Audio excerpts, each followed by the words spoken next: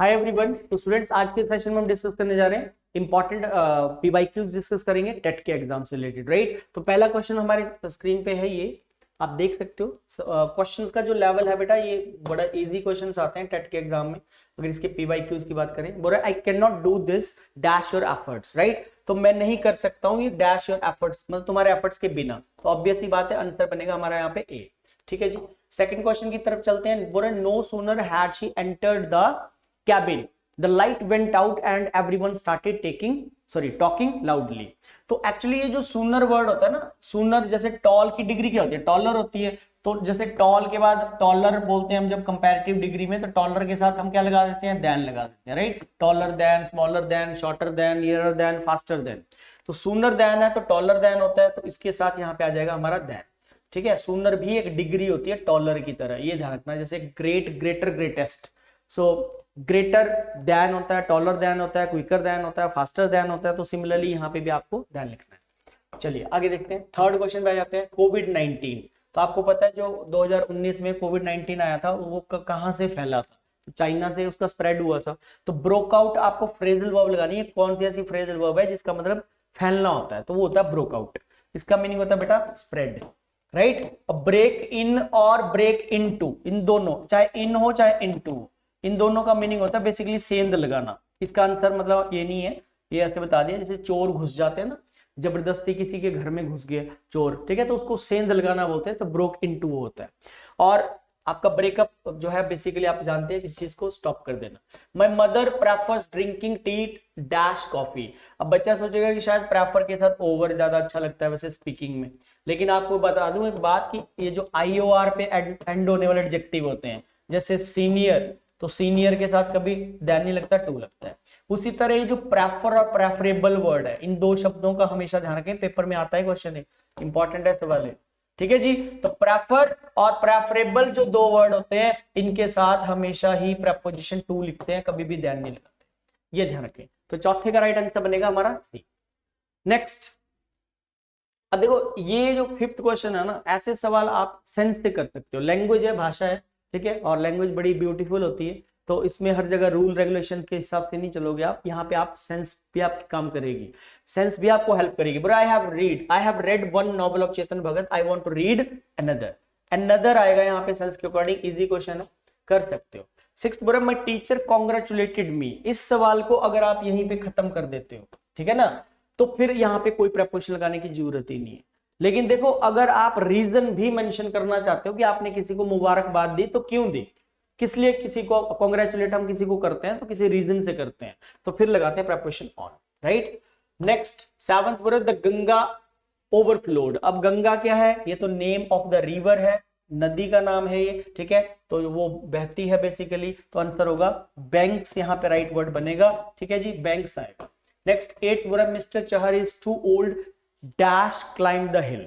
अभी जो टू होता है ये बेसिकली एडवर्ब भी होता है। जब एडवर्ब तब होता है जब अकेला यूज करते हैं, लेकिन इसके साथ जोड़े की बात की जाए तो इसका पेयर ही होता है, टू के साथ टू लगता है, तो आंसर सी है। और ये नेगेटिव पेयर होता है। मिस्टर चहर इतने बूढ़े हैं कि वो हिल नहीं चढ़ सकते। Ninth, if he dash a doctor, काश वो एक डॉक्टर होता तो वो तुम्हारा इलाज फ्री कर देता। तो इमेजिनेशन है, इसमें कोई श्योरिटी तो है नहीं, ठीक है। श्योरिटी होती है मतलब जब हम किसी चीज को श्योर वे में बोलते हैं, मतलब जैसे मैं बोलता हूँ when I was going there, या when you came here I was having tea, जब आप यहाँ मैं चाय पी रहा था, ये रियल सेंटेंस है। क्योंकि यहाँ पे देखो इफ लग गया, इफ लग गया तो मतलब ये कंडीशन है। कंडीशन में कभी भी हम वाज नहीं लगाते, पहली बात।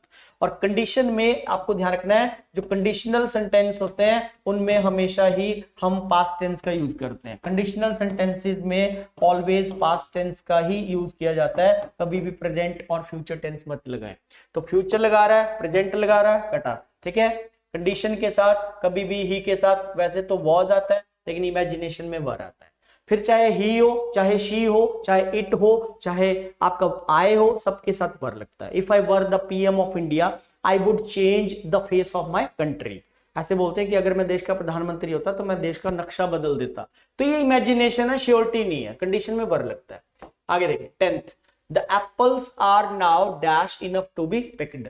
अब एप्पल्स की बात कर रहा है भाई, फ्रूट्स की बात कर रहा है, तो फ्रूट क्या होते हैं, रेडी होते हैं, मैच्योर होते हैं, एडवांस होते हैं, राइप होते हैं, तो पकते हैं फूल। तो मैच्योर तो हम पर्सन के लिए लगाते हैं कि बड़ा मैच्योर पर्सन है, जिसमें सेंस होती है, जिसको पता होता है कहाँ पे कौन सी बात करनी है, वो मैच्योरिटी लेवल होता है, राइट, वो एज के अकॉर्डिंग ही बंदे में आता है।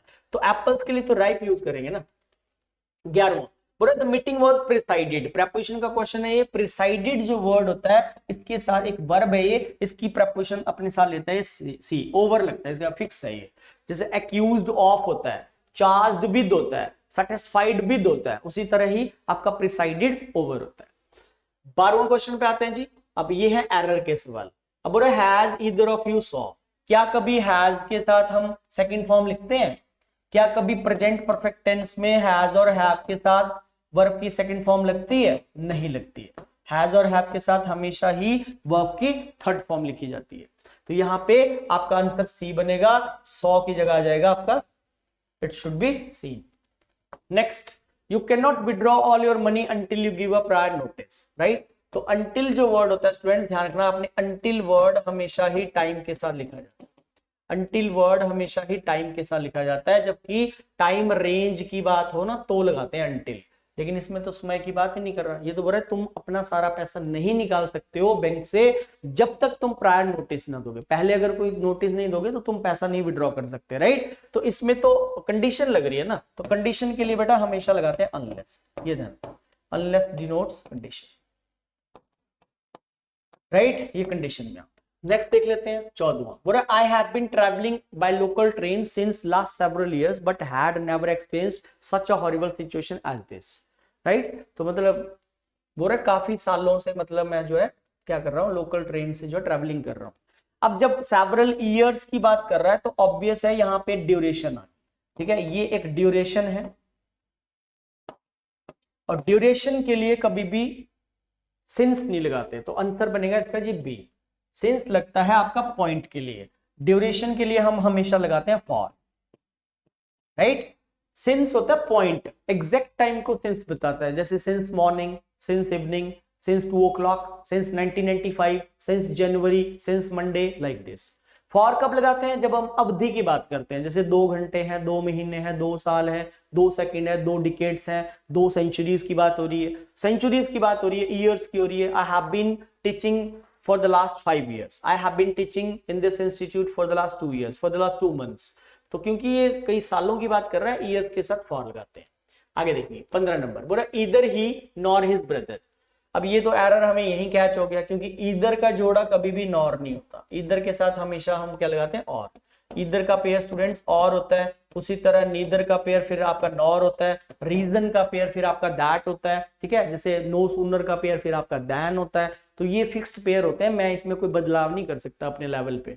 कुछ ग्रामर की ऐसी बातें जो स्टैटिक है, अब इधर और है तो ये हमेशा इधर और ही रहेगा, ठीक है। ऐसा नहीं है कि मैं अगले बैच में इधर नॉर पढ़ाने लग जाऊंगा या फिर इधर और ही पढ़ाने लग जाऊंगा, ये स्टैटिक है ग्रामर। तो जो चीजें स्टैटिक है वो वैसे ही रहेंगी, उसको कोई चेंज नहीं कर सकता, ठीक है जी। आगे 16वां देखिए। अब नॉट ओनली का जोड़ा पहले आप देख सकते हो क्या होता है, बट ऑल्सो। पहली बात तो नॉट ओनली के साथ बट ऑल्सो ठीक लिख रहा है। अब बट ऑल्सो के बाद यहाँ इन आ रहा है, लेकिन यहाँ नॉट ओनली के बाद बिलीव्स आ रहा है। अब आपको ना सेम करना पड़ेगा, या तो यहाँ वर्ब है तो यहाँ पे भी वर्ब आनी चाहिए थी, अगर यहाँ पे बट ऑल्सो का इन आ रहा है तो यहाँ पे भी इन। अब इस बिलीव्स को अगर आप उठा के यहाँ ले आते हो, ही बिलीव्स नॉट ओनली, तो नॉट ओनली के बाद देखो फिर इन आ गया। तो रूल ये है कि जो पार्ट्स ऑफ स्पीच आप नॉट ओनली के बाद प्लेस कर रहे हो, जैसे इसके बाद फिर इन आ जाएगा, कि जब बिलीव्स आपने पहले बोला, he believes not only in hard work but also in, तो फिर बट ऑल्सो के बाद ऑटोमेटिकली आगे उसने पहले इन दे रखा है। तो मतलब आपको कुछ ना कुछ ऐसा बदलाव करके आना पड़ेगा पेपर में कि आपकी ये पार्ट्स ऑफ स्पीच सेम हो जाए। तो नॉट ओनली के बाद इन आ गया, फिर बिलीव जब आप पहले बोलोगे तो। 17वां क्वेश्चन देख लो, no sooner did she reach the station then. अब देखो आपको बताया सूनर के साथ दैन लगता है ना कि देन लगता है, ये देन नहीं आएगा बेटा, यहाँ पे दैन आना चाहिए। नो सूनर के साथ क्या लगाते हैं, देन। तो ए इसका आंसर बना हमारा बेसिकली सी आंसर बनेगा, क्योंकि नो सूनर के साथ दैन कंपैरिजन कॉन्टेक्स्ट में लगाते हैं, जैसे Rahul is taller then Rohan, Mohan is better than Sohan, ऐसे बोलते हैं हम, तो फिर हम दैन को लगाते हैं, ठीक है जी। 18वां क्वेश्चन देखेंगे साहब, बोला let no one remain with doubt that India is getting stronger and stronger. Let no one remain, let no one. अब ये जो नो वन है ना, ये सिंगुलर है, नो वन मतलब एक ही होगा, तो फिर यहाँ रिमेन्स होना चाहिए ना, ठीक है। तो बी पार्ट में आ रहा है वर्ब पे आ रहा है। नो वन वॉन्ट्स बोलते हैं ना, नो वन वॉन्ट नहीं बोलते कभी, मतलब एसोरियस का फंडा है, एसोरियस को आपको यहाँ पे लिखना पड़ेगा, राइट। उसके बाद 19 नंबर, क्वेश्चन नंबर 19 और शायद लास्ट क्वेश्चन आज की एक्सरसाइज का, ठीक है। तो लास्ट क्वेश्चन क्या है जी हमारा, ये बोल रहा है यहाँ पे 19 question, the captain and his wife were invited for the cultural function at my house. अब the captain, right, and his wife, अब आपको पता है the captain and his wife, captain जो है और जो है उसकी वाइफ तो अलग अलग है, कैप्टन अलग है, मेल है, और उसकी वाइफ फीमेल है, और यहाँ पे लगा रहा है आपका वर। तो मतलब अगर ये दो है, the captain and his wife were invited for the cultural function at my house, तो इसमें कोई भी एरर नहीं बनेगी, क्योंकि कैप्टन एक अलग सब्जेक्ट है, एंड से दूसरा सब्जेक्ट है, ठीक है। तो यहाँ वर लिखा गया है, इसमें कोई एरर नहीं, क्योंकि एंड लगने से कंपाउंड बनता है, दो पर्सन हो जाते हैं। जब एंड लगने से कंपाउंड कंजंक्शन का यूज करते हैं, क्यूमुलेटिव कंजंक्शन होता है एंड, तो इसको ये दो सब्जेक्ट्स को कनेक्ट करता है, और जब ये दो सब्जेक्ट्स को कनेक्ट कर रहा है तो इसके साथ जो वर्ब लिखी जाती है plural. Mohan and Sohan are बोलते हैं ना, तो वॉज तो नहीं बोलेंगे या इज तो नहीं बोलेंगे, राइट, इसलिए फिर वहां वर्ब ठीक लिखा है, invited for the cultural function at my house, ठीक है जी। तो ये 19 क्वेश्चंस थे, मतलब टेट के पीवाईक्यूज। इसमें आपको आइडिया लग रहा है कि हाँ यार ब्लैंक्स के क्वेश्चन पूछ रहा है, उसमें प्रेपोजिशन के सवाल आ रहे हैं, राइट वर्ड पुट करने की आपकी एबिलिटी चेक कर रहा है एग्जामिनर, और यहाँ पे जो है कुछ एरर्स के ग्रामर का वही सेक्शन है, ठीक है जी। तो आज के सेशन में इतना रहेगा, thank you very much, take care, मिलते हैं नए सेशन के साथ, थैंक्स अ लॉट।